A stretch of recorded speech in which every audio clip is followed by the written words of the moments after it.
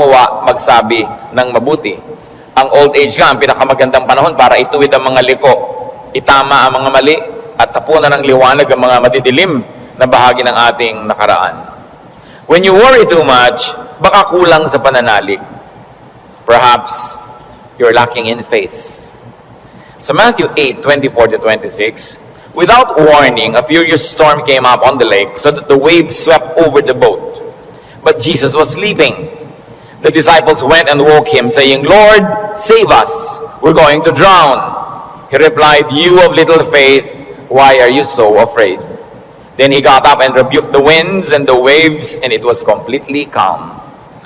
Well, actually, rational naman at valid yung fear nila dahil malakas ang bagyo, sinasalanta ng bagyo at ng mga waves at mga alon at hangin yung kanilang sasakyang pangdagat. Hindi naman imposibleng matakot ka nun at hindi naman yun unreasonable. Pero nakita natin yung statement ng Panginoong Hesus dito. He equated fear with lack of faith. Kaya pag marami tayong mga takot at kinakatakutan, ang dapat nating siyasatin yung ating pananalig. We should check our faith. The more faith we have, the less fears. The more fears, it means the less faith. Sabi nga, faith is the assurance of things hoped for, the evidence of things.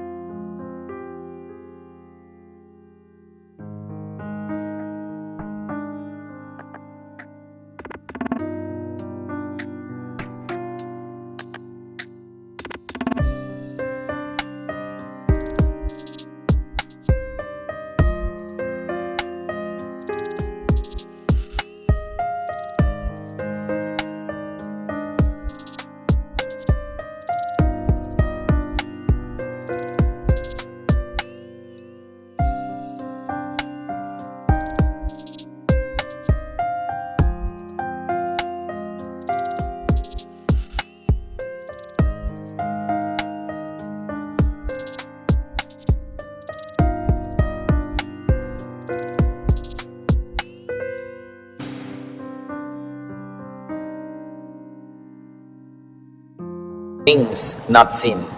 And if you're assured and you have evidence of God's goodness through faith, you will be much, much less prone to worry. Kaya si Pedro, nung pinalakad ng Panginoon sa tubig, nung siya'y nag-alala, natakot, siya'y lumubog. Matthew 14:29-31, "Come," he said. Then Peter got out of the boat, walked on the water, and came toward Jesus.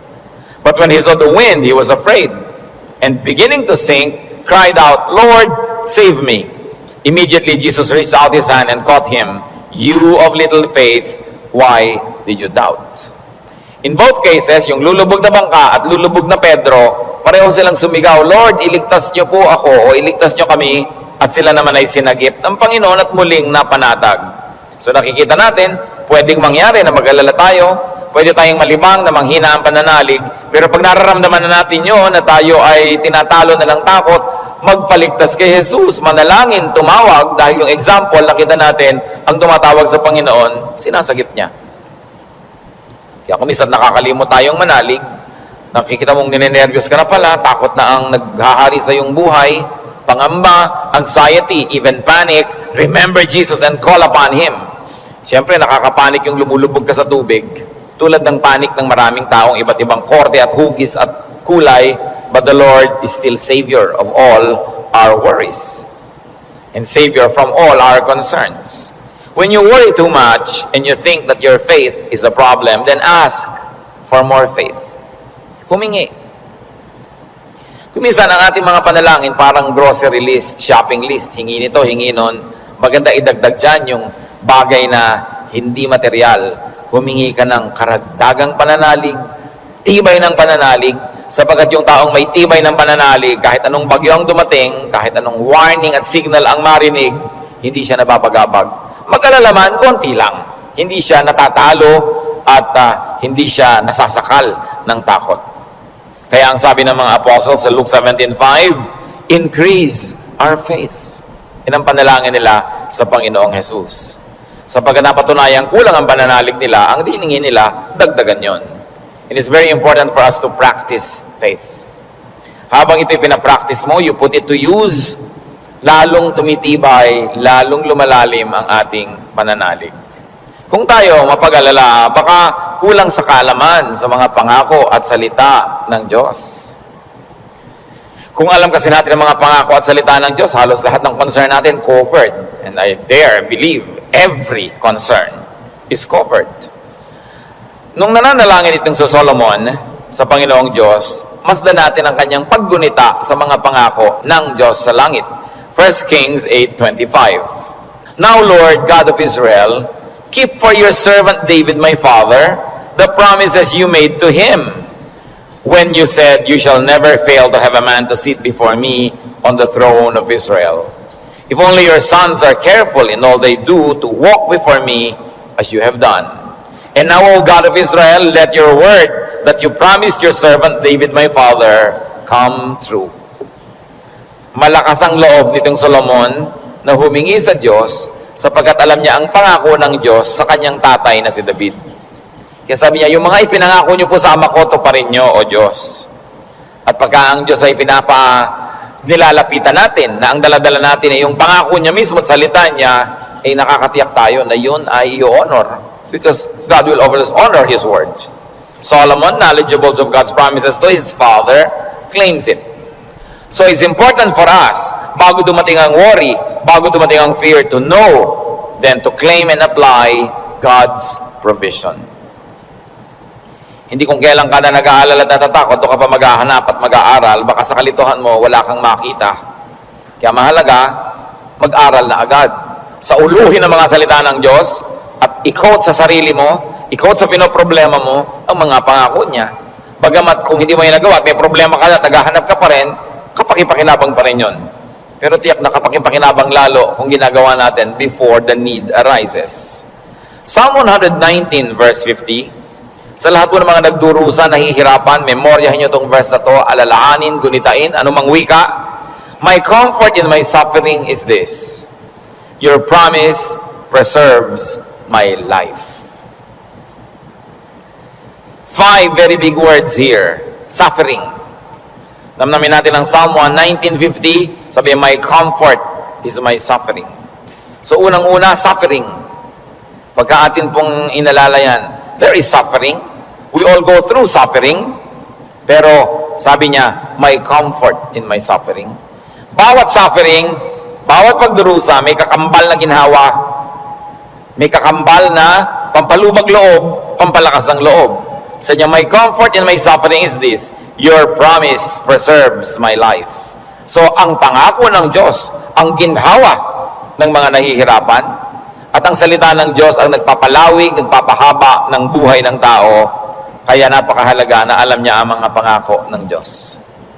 Kung alam natin ang mga dealings ng Panginoon sa mga taong ang buhay ay nasa Biblia, nakita natin ang mga pinayagan ng Panginoon na hirap, at kung paano sa kahalos kaduluduluhan ay biglang darating ang rescue, biglang darating ang tulong, dahil mayroong dahilan ang Diyos. At ngayon, hindi lang nailigtas yung mga tao na yon, nagiging huwaran pa natin na maging tularan natin sila, ang kanilang pananalig at ang kanilang pagkapit sa Diyos, lalo't lalo may mabibigat na mga suliranin. Psalm 119, 116, sustain me according to your promise, and I will live. Do not let my hopes be dashed. So, sabing ganon, hawakan mo ako, akayin mo ako, patuloy mo akong buhayin ayon sa iyong pangako. At siguradong ako'y patuloy na mabubuhay. Huwag mo akong hayaang mawalan ng pag-asa. Maraming magagandang pangako ang Diyos. Dapat alam natin. When you worry too much, baka kulang din sa panalangin.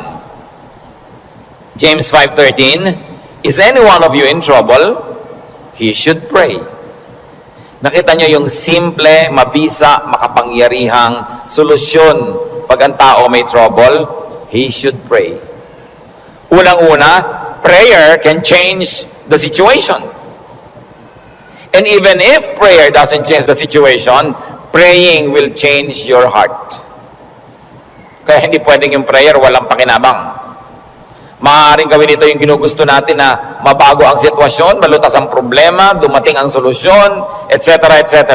O O kaya hindi man ganon, nabago naman ang pananaw natin, nabago ang ating pag-iisip, ganun pa rin ang bunga, tumahimik ka. Ang mahalaga naman sa tao, yung payapa siya eh. Yung tahimik ka kahit may problema, kahit nga hindi masolve yan, tahimik ka pa rin. Daig mo pa yung nasolve yung problema, pero magulo pa rin siya ang isip niya. Kaya ang mahalaga yung kalooban.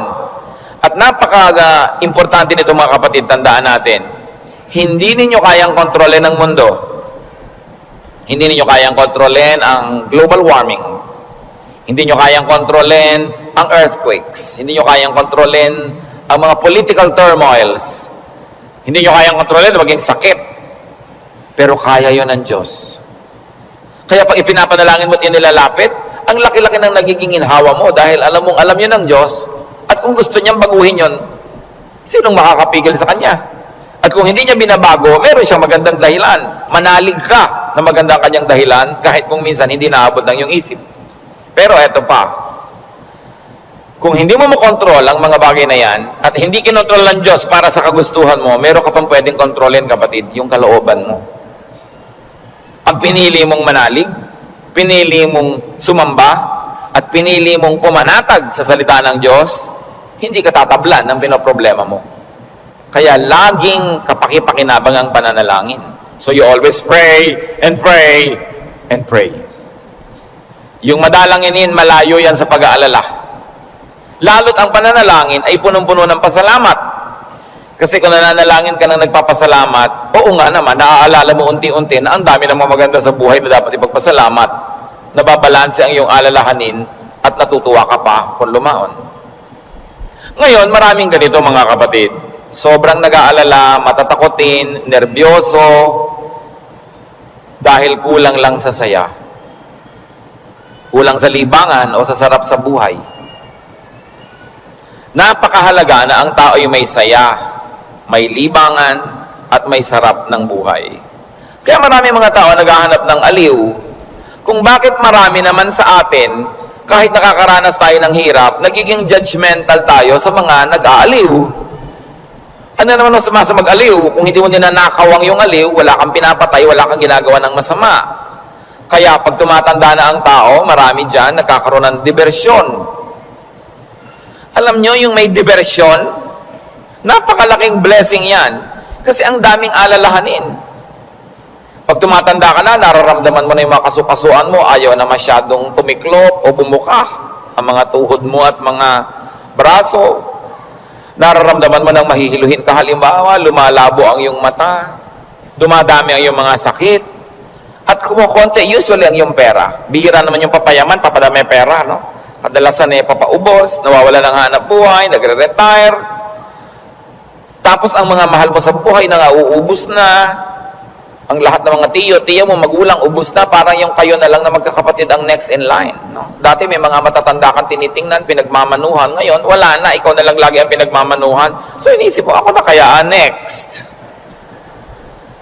Yung lampas ka na sa alas 12 tanghali ng buhay, yung mga nasa alas 3, alas 4:30 ka na, alam mo yun na malapit na akong humarap sa mga katotohanan. Alam nyo yung mga ganon, sobrang magbigay ng alalahanin. At hindi naiintindihan nyo ng mga tao na hindi pa nakakaranas noon. Kaya marami sa ganong edad, mga past 50, kung kailan pa nagkaroon ng ganong edad, machichismis pa, ang bata-bata naman ang boyfriend ni kumare. Eh kung biyuda naman siya, di ba? Kung bata ang boyfriend niya, naiinggit ka. Di ba? Ang bata-bata naman ang girlfriend ni ganon, kung biyudo naman siya o wala naman siyang asawa, ano naman ngayon? If there are 2 less lonely people in the world. Do not be judgmental sa mga tao naghahanap ng saya. Kasi kadalasan, yung saya mo na lang ang nagtatawid sa'yo sa dilim ng gabi. Yung konting saya mo na lang ang nagbibigay sa'yo ng dahilan para mabuhay pa uli, para bukas o next week. Yung konting libangan mo ang nagbibigay sa'yo ng liwanag sa otherwise, ang dami-dami mo mga alalahanin sa buhay. Hindi dapat silang ginajudge. Pag may nakikita kang dalawang taong magkasama, hindi sila magkaedad, ang tanda-tanda naman ng boyfriend niya, baka naman kulay siya sa pag-ibig ng magulang nung araw. Mabutit nakakuha na ng husband, meron pang tatay. Kung minsan bonus, may lolo pa. Inggit ka, di ba? Kung minsan naman, bakit kaya ang bata-bata nang nagugustuhan nito, may edad na siya? Eh kung puro kapwa matanda niya ang nakikita, ang pinag-uusapan laging arthritis, blood pressure, blood sugar, mga katarata, no, glaucoma, nakaka-depress. Kaya kung minsan masarap kasama yung bata na walang iniisip na mga alalahanin, puro happening at gimmick ang naiisip, nalilimutan mo mga problema mo. At yung problemang hindi nasosolve, malaking bagay kung nalilimutan man lang kahit sandali. Because you keep your sanity and you keep your cheerfulness. Mga kapatid, huwag kayong killjoy sa mga taong humahanap ng ligaya kasi hindi nyo naman papaligayahin eh. Halimbawa, yung nanay niyong byuda, may boyfriend. Eh mano, byuda naman. Bakit sasamahan mo pa siya pag gusto niyang manood ng TV? Sasamahan mo pa siyang manood ng sunset? Hindi rin naman, busy ka rin sa sarili mong asawa at mga anak. Tapos pinagkakaitan mo yung nanay mo, yung tatay mo ng kaligayahan. Ang mga tao kasi maraming dala, maraming problema. Matuwa tayo pag nakakakita sila ng konting itinatawid sila sa ganong mga hirap. Pasalamat ka na hindi na nga ikaw ang magtatawid at hindi na ikaw yung kailangang laging nandoon. People have needs. Kaya kailangang maging maunawain. Kaya kung marami tayong mga alalahanin, baka kulang ka lang sa entertainment. Hindi naman masama yung entertainment eh, basta wala kang binibreak na law of God. Kumisa kasi yung mga relihiyoso kung bakit galit na galit sa mga tao. Uy, alam mo, Christian na Christian si ano, nakita ko siyang nagbingo. Eh kung lumigaya ba siya, hindi naman ninakaw sa'yo yung pantaya. No? So, marami magtatanong niya sa akin and marami will feel uncomfortable but you know, lalo yung mga may edad na nating mga nanay, mga tatay, eh kung ikaliligaya nila, diba, kakausapin mo ba yan sa haba ng mga kwento? Hindi naman lagi. Basta't walang nananakawan at hindi ka naman naghahangad, gusto mo lang malibang. Kung gusto ng Panginoon, tayo ay magkaroon ng buhay na masaya. Si Elijah, propetang-propeta, natalo ng lungkot, gusto tuloy mamatay. 1 Kings 19:3-5. Elijah was afraid and ran for his life. When he came to Beersheba in Judah, he left his servant there, while he himself went a day's journey into the desert. He came to a broom tree, sat down under it, and prayed that he might die. I have had enough, Lord, he said. Take my life. I am no better than my ancestors. Then he lay down under the tree and fell asleep. Nakita niyo ang problema niya, natatakot siya, nagtatakbo siya, napagod, tapos iniwan pa niya yung assistant niyang lalaki, nag-isa siya maghapon, magdamag, sobrang nalungkot, na-depress tuloy, pinaghahalo-halong gutom, pagod, gusto tuloy mamatay. Pero nung ginising ng anghel, pinakain, pinainom, pinatulog uli, ginising, pinakain, pinainom, pinatulog uli. Sumaya na naman, tuloy na naman ang ministry niya. Mahalaga, nakakatawid ka sa difficult days. Ecclesiastes 2:24, a man can do nothing better than to eat and drink and find satisfaction in his work. This too I see is from the hand of God.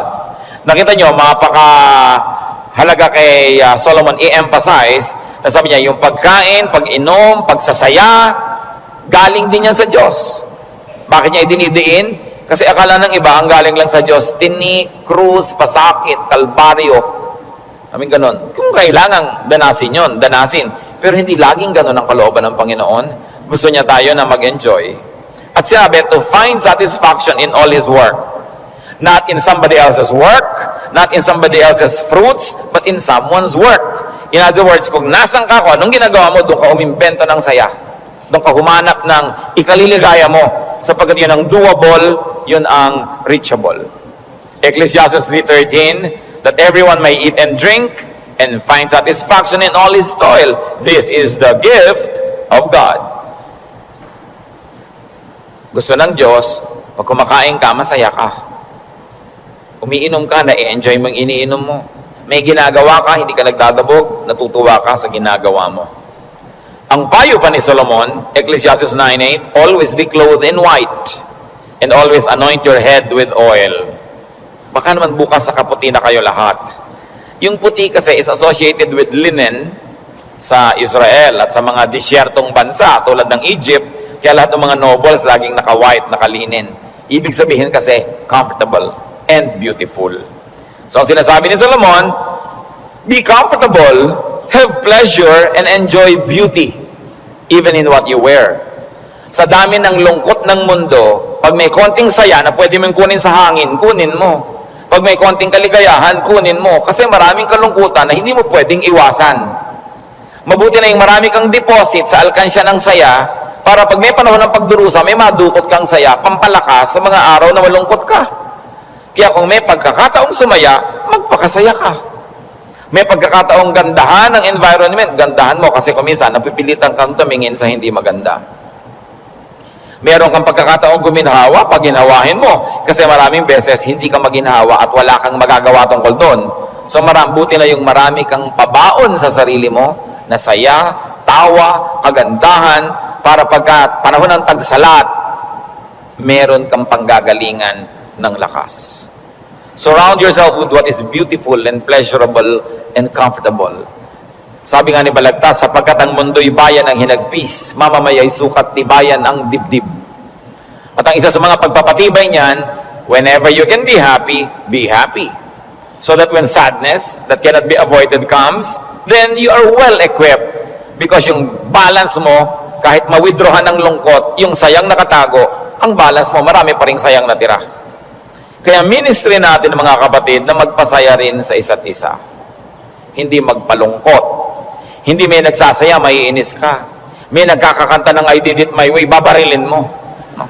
Hayaan mo siya magkakanta. Alam mo ba kung anong problema niya sa buhay? Baka kailangan niya ang kidney transplant. Baka yung asawa niya may cancer. Baka ang mga anak niya walang pangmatrikula. At gusto na niyang tumalon sa ilog na walang tubig dahil El Nino. Kaya ang laki ng problema. Tatalo ka sa ilog, di ka malulunod.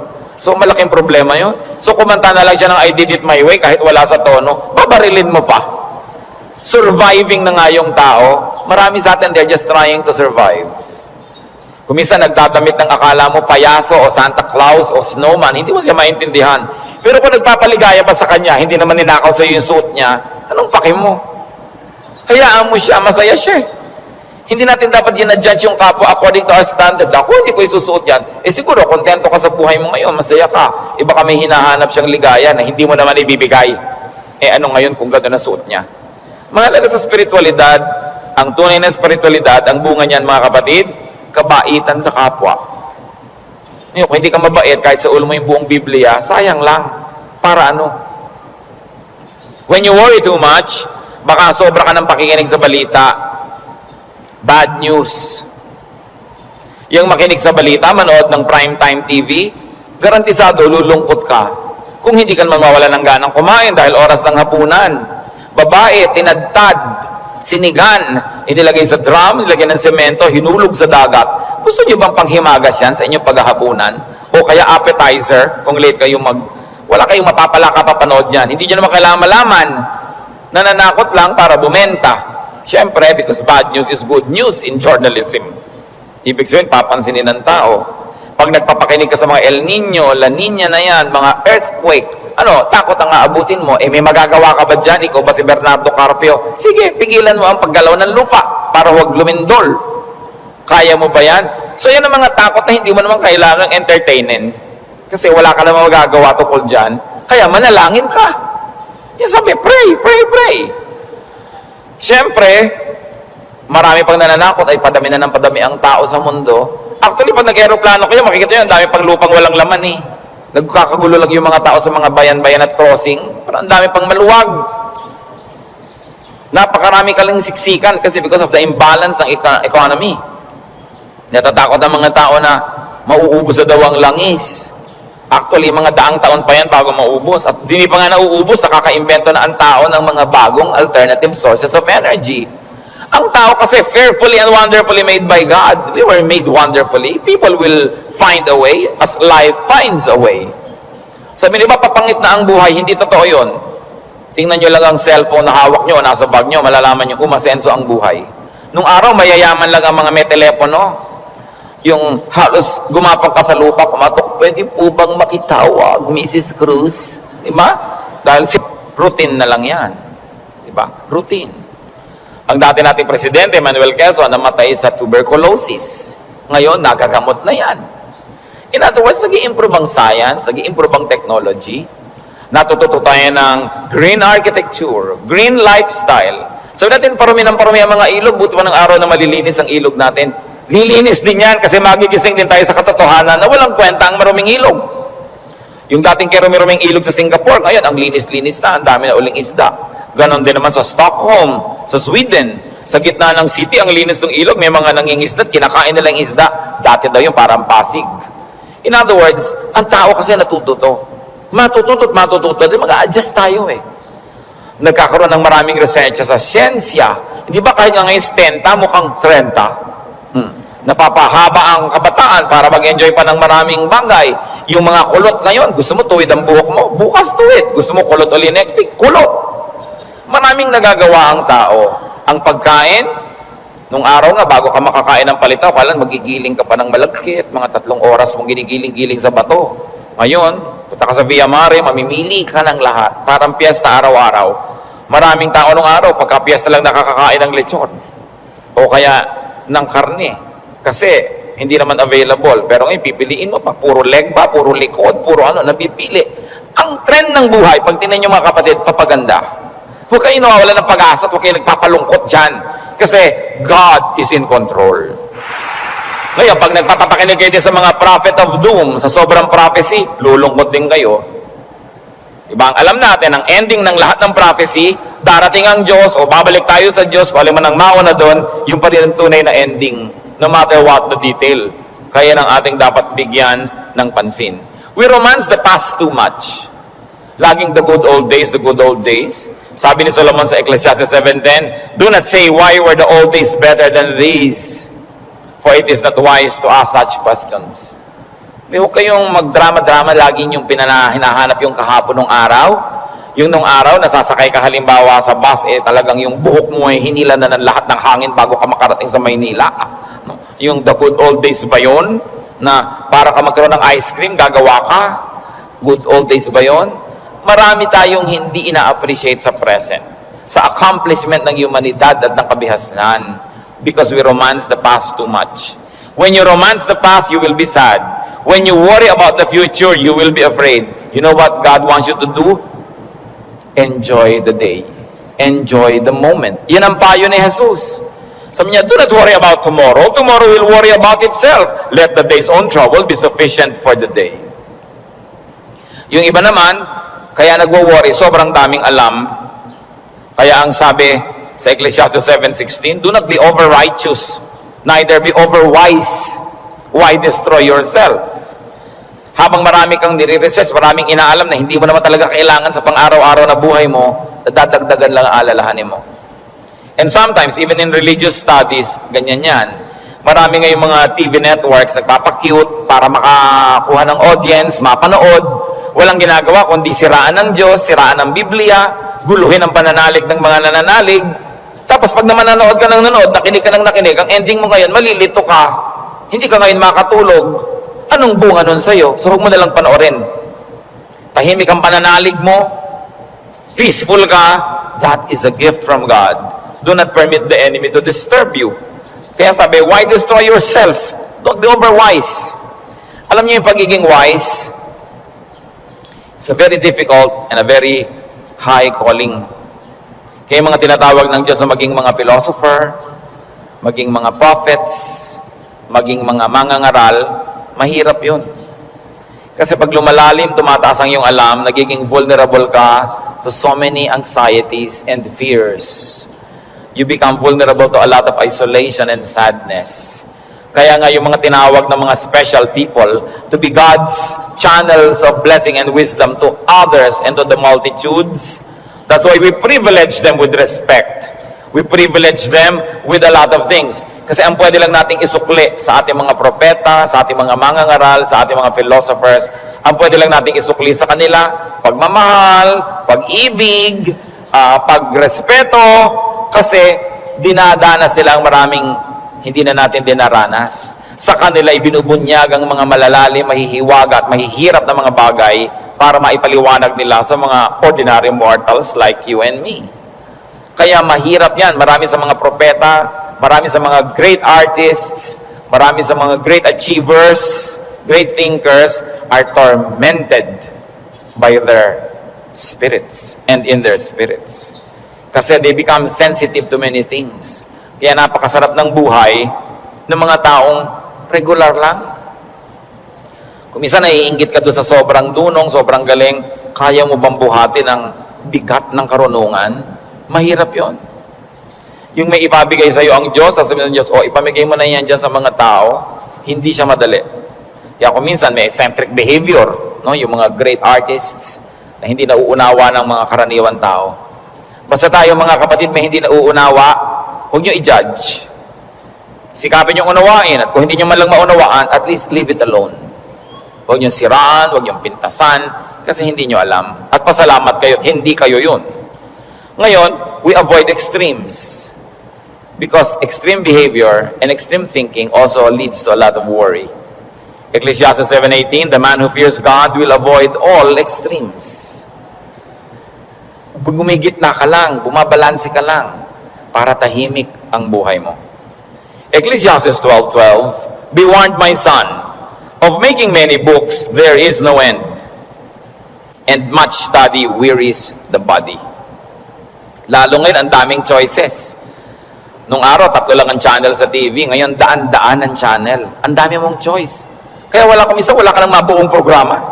Marami ka kasing choice. Nung araw, pagkahapon, basta mga aninong gumagalaw. Yun lang ang mapapanood mo. Mga lumang pelikula. Wala ka nang maraming choice. Kuminsan, tahimik pa yun eh. Umorder ka sa restaurant ng tea. Nung araw, pag umorder ka ng tsa, etong tsa. Ano pong tea? Ang daming tea. Alam niyo, mamahigit 100 yung papapiliin sa inong waitress. Pagkatapos papapiliin ka pa kung hot o cold. Tapos papipiliin ka pa kung natural o ganito. May sugar o without. Pag may sugar, natural sugar, cocoa sugar. Ang dami pang sugar. Huwag na nga, tubig na lang. Ang daming choices ng pati ng soft drinks. Gumugulo tuloy. Bakit natin ito binabanggit? Mga kapatid, kung tahimik na ang inyong kalooban sa pananalig niyo sa Panginoon, huwag niyo nang guluhin ng kung ano-ano pa mga ideya. Walang mapapala. Ang kaluluwang palipat-lipat, papalit-palit. Sabi ni Solomon, tigilan niyo na yung kababasa sobra. Sabi ganon, mapapagod ka lang, matutuyo ang iyong lakas. Sabi ganon, hindi ba tatapos yan? Ang ending din naman, haharap ka sa Diyos eh. Kaya kung tahimik ka na, payapa, huwag ka nang pagulo pa. That's why prophets and philosophers and thinkers and teachers are burdened. And the only thing we can give them is to privilege them with respect. Sabi sa Ecclesiastes 5:12, the sleep of a laborer is sweet. Read laborer as simple man. No?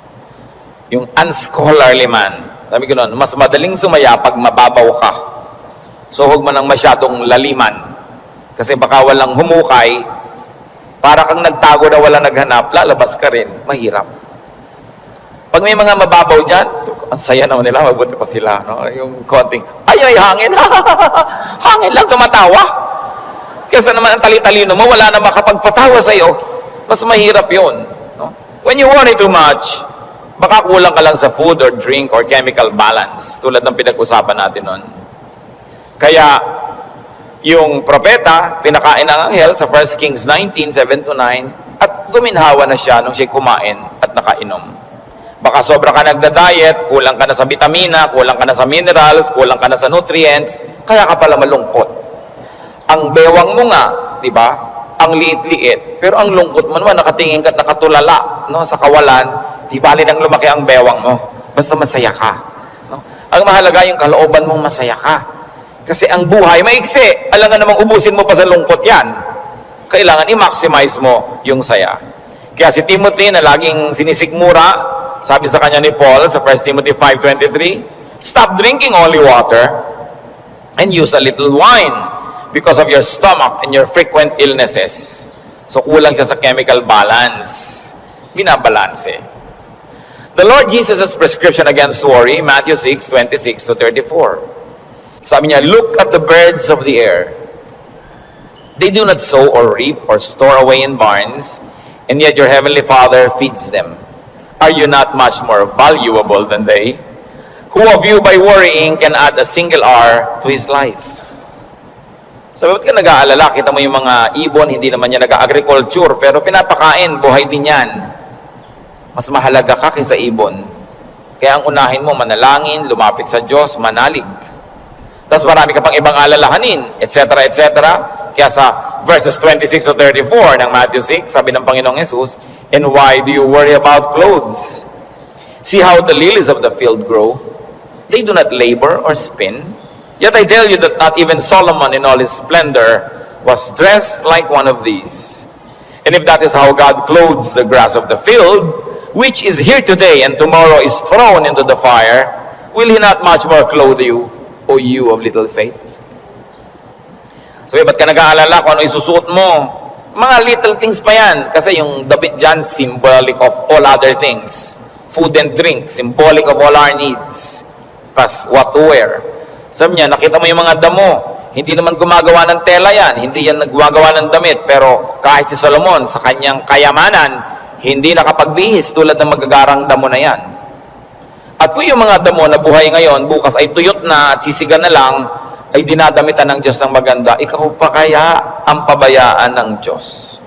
So pag nag-aalala tayo, tumingin ka sa lumilipad na ibon, kaya dapat hindi tinitirador ang ibon, dahil anong titingnan mo kung walang lumilipad? No? Hayaan nyo silang magliparan dyan. At tumingin ka sa damo na maganda, tumingin ka sa isda na maganda, tumingin ka sa lahat ng magagandang likha ng Diyos, ikaw pa kaya ang hindi alagaan? Kung yan nga, inaalagaan. Kaya sabi ng Panginoon sa Matthew 6, 26-34, kadugtong, so do not worry, saying, what shall we eat? Or what shall we drink? Or what shall we wear? For the pagans run after all these things, and your heavenly Father knows that you need them. Nag-aalala ka kasi alam mo kakailanganin mo. Huwag mong kalimutang alam ng Diyos na kailangan mo yun. At kung inassignan ka ng buhay ng Diyos na ganito kahaba, talaga namang wala siyang ilagay na provision, paano ka mabubuhay? Di hindi matutupad yung plano niya para sa'yo. Kaya pakakainin ka niya. Bubuhayin ka niya. Maring hindi siya laging gumawa ng himala, pero itinanim niya sa iyong isip, sa iyong puso, sa iyong naturalesa, na bubuhayin mo ang iyong sarili, kahit anong mangyari. Life finds a way. Kaya yung mga nagbebenta ng life insurance, pag tinanong mo, ba't po kayo nag-i-insure ng mga tao, paano kung mamatay lahat yan? Sasabihin nila, hindi. Kasi ang tao talagang kahit anong mangyari, pananatilihin niya ang sarili niyang buhay. Kaya yun ang kakampi ng insurance company, yung pag-ibig ng tao sa buhay, nabubuhayin niya ang sarili niya. Ikaw ba halimbawa, pag may insurance ka, napapalitan ng paamong naputol, puputulin mo nga para mapalitan. Hindi, di ba? Hindi ko may insurance ka, gagawin mo yun. Kasi mahal mo yung katawan mo, mahal mo yung buhay mo. Itinakda yun ng Diyos. Kaya mananatili ang tao under His care. It is natural to us. So why worry about global warming? Luma na yun. El Nino or La Nina or earthquakes, lalong luma na yun. No? Pag tinignan yung mga guho ng mga Roman buildings ng 2,000 taon na ang nakalipas, noon lumindol. Laging may lindol. Lagi. Buhay pa rin ang buong humanidad. No? May mga nasasalanta, pero marami pa rin natiling buhay. At as we always say, earthquakes don't kill, but bad buildings do. Kaya nga nagkakaroon ng kapabayaan yung mga tao. Kumisan, mapahamak tuloy. Yung mga earthquake na yan, noon pa yan, unang panahon pa. Hindi na yan bago. Sabi sa Ecclesiastes 1:9-10, what has been, will be again. And what has been done, will be done again. There is nothing new under the sun. Alam na yan ng Diyos. Nagkaroon lang kasi ng pangalan niyang El Nino kaya naging warriors tayo. Nung araw pa sinaunang panahon, hindi umuulan, yung mga tao magpoprosesyon sa mga bukid para umulan. Nangyayari na nun. Pero may bukid pa rin, may tao pa rin, dumadami pa nga. Is there anything of which one can say, look, there is something new? It was here already, long ago. It was here before our time. And if it was here before our time, then it was God designed, God ordained. It is in accordance with God's will. And if God promises that He will take care of you, and He knows the natural things that will happen, God knows how to take care of His people. Yun ang dapat nating panghawakan. Hindi ka padala sa takot, sa mga sensational news. Kapatid, kung ano man ang pinoproblema mo, nandyan na yan, matagal na. Inilagay yan dyan ng Diyos. O kung hindi man, pinayagan niyang malagay yan dyan, alam niya. At kung alam ng Diyos, pwede ka magtiwala. Huwag mong problemahin. Listen, church. Ang problema, nagiging problema kasi pinoproblema. Pag hindi mo pinroblema, di hindi problema. Kaya dalawang tao, dalawang ina, yung isa yung anak, wala pa, 2:00 na ng umaga, balisang-balisa. hindi makatulog. Yung isang ina naman, tulog na tulog. Parehong wala yung anak nila. Yung isa kasi pinoproblema niya, yung isa hindi. So, malaki na yun, alam na niya umuwi. Lalong-lalo kami ang pangatlo pa na hindi naman problema. Dahil sabi niya, ipinanalangin ko na sa Lord.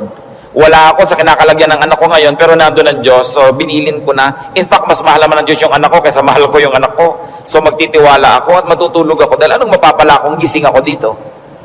So iba-ibang attitude, pare-parehong sitwasyon. Your attitude will shape your lifestyle. Ganon yun. Kung minsan merong mga asawa na hindi na halos pansinin ng asawa nila, laging wala. Merong mga nag-aalala, bakit siya laging wala, etc. etc. Meron mga, ay salamat, wala siya. Marami akong magagawa ngayon, walang abala. Nasa sayo yan, kung anong gagawin mo sa buhay mo. Pero hanggang hindi mo pinoproblema ang isang bagay, hindi yun problema. Kaya iniisip mo, ano kaya, Pastor, ano magagayari pa pag natunaw lahat ng mga yelo sa North Pole? Lumayas ka sa harap ko, hindi ko alam. Bakit mo ipapaproblema sa akin ng mga yelo sa North Pole? Diba?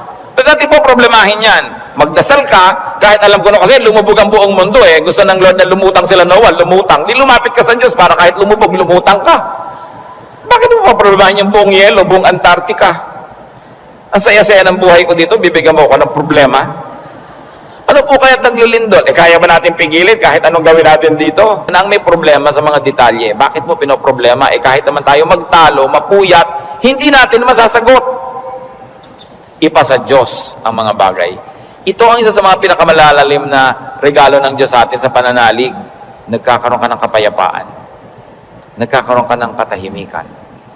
Matthew 6:26-34, karagdagan. Sabi ng Panginoon, sa halip ng mga problema kayo, seek first His kingdom and His righteousness, and all these things will be given to you as well. Therefore, do not worry about tomorrow, for tomorrow will worry about itself. Each day has enough trouble of its own. Huwag laging alalahanin ang nakaraan, nakakalungkot. Kaya pag kami mga medyo senior ladies magpa-party, tapos ini-invite ako, baka ang tugtog nyo, puro 60s and 70s, ha, ayokong pumunta. Puro na lang tayo nung high school natin, nung ganyan.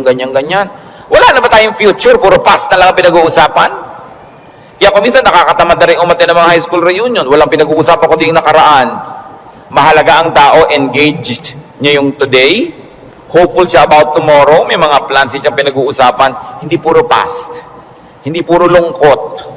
Kasi sayang ang isang araw na inubos mo sa lungkot, pwede mo namang pasayahin. Okay, maganda rin naman kung minsan makinig ng mga lumang tugtog, mag-alala ng kahapon, pero huwag sobra. Because when you romance the past, you will be sad. Marami pa tayong, kaya hindi pa tayo kinukuha ng Diyos. May today pa, para mabuhay tayo today.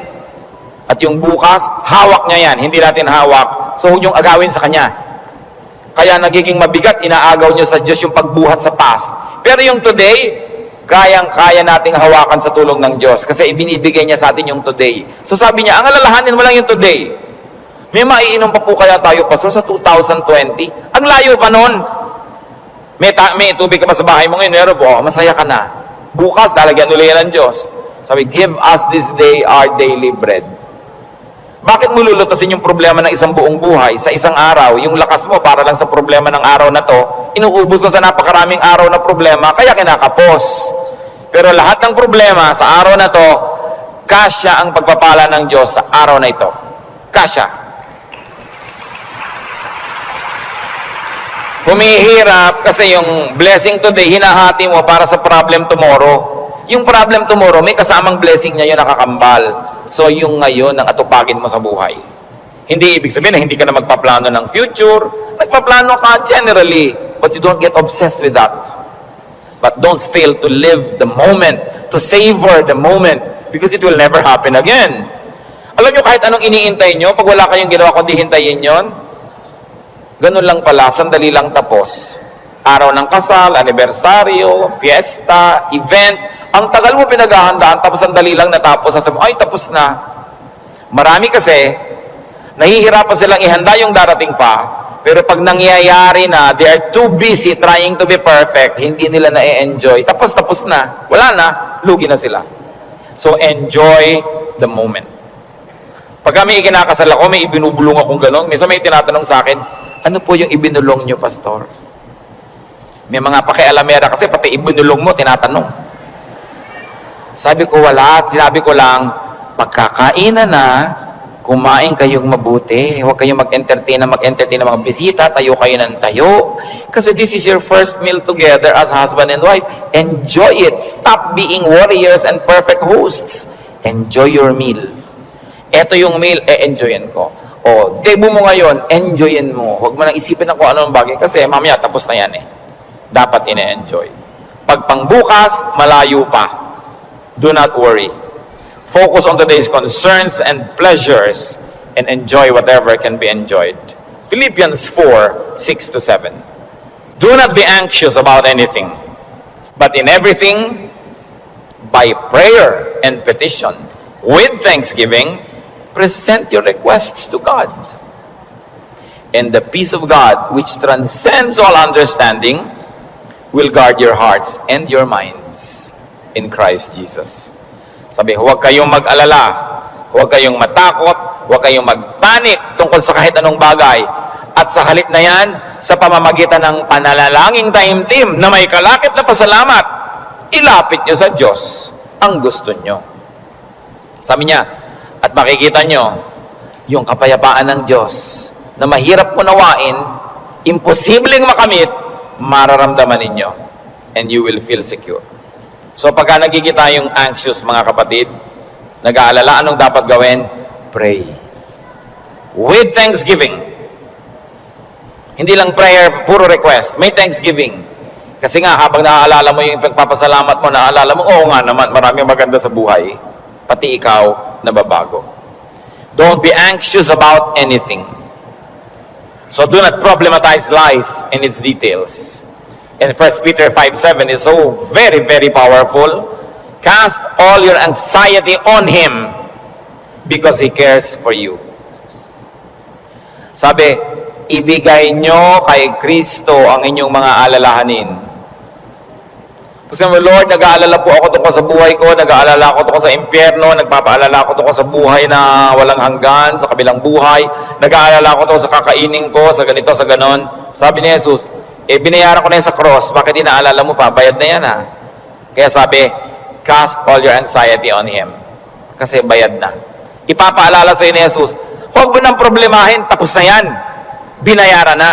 Kaya nga ako nagdugo, nasugatan, mahirapan, nagdusa, namatay. Para hindi ka na magdusa. Bakit kinokopya mo ako? Hindi naman ikaw ako. Ba't ka naman problema? Problema ko yan. Kaya nga si Jesus, Savior. He is Savior. He is Lord. Lord over all our problems and cares. Kaya sabi ng Ecclesiastes 11:10, so then, banish anxiety from your heart and cast off the troubles of your body, for youth and vigor are meaningless. Sabi, palayasin mo, iwag-wag mo ang mga problema mo. Kaya ang laki ng gawa ng word na word, banish. Hindi lang sinabing remove, banish anxiety. And this word anxiety in its original word and language is the same as the clinical word now for anxiety.